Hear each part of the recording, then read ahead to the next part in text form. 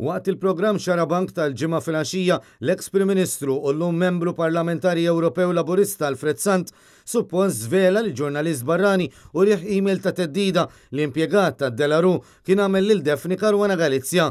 Alfred Sant qal li din it-teddida ma kienx fil-laptop ta' Caruana Galizia li jinsab għand il-Pulizija u għalhekk il-Pulizija ma tistax tinvestiga din it-teddida la darba ma tawx biha.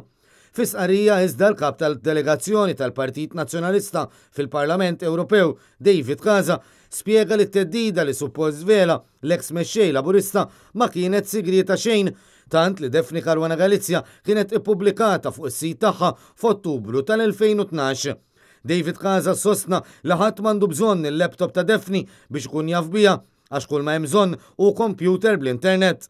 Sostna li huwa xen kif il-Partit Laburista spiċċa juża dan it-tip ta' tattiċi dwar xi ħaġa tant sensittiva bħal qtil ta' ġurnalista Maltija.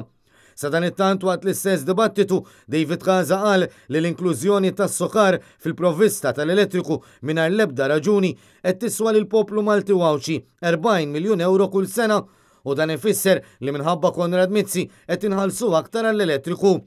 Casa qal li s-sokar waħda mill-aktar kumpaniji tal-enerġija korrotti fid-dinja fil-waqt li sfida lil Alfred Sant biex jagħti raġuni waħda għaliex l-Electrogas mhix tixtri direttament mingħand ix-Shell.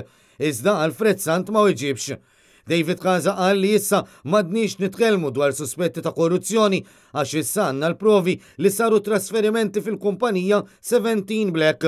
Dan brabta mal-aktar minn $1.5 miljun trasferiti minn xi ħadd mill-Azerbajġan u mill-aġenti tat-tanker tal-LNG. Il-kap tad-Delegazzjoni Nazzjonalista fil-Parlament Ewropew qal ukoll li issa ġiet żvelata email li turi li Konrad Mizzi u Keith Schembri kienu qed jippjanaw biex idaħlu $150,000 kull xahar minn 17 Black, biżżejjed biex jixtru appartament kull xahar. U jiġeb bis-saħħa għall-akkużi ta' Alfred Sant li huma dawk li jikxfu l-korruzzjoni li qed jagħmlu l-ħsara lil Malta.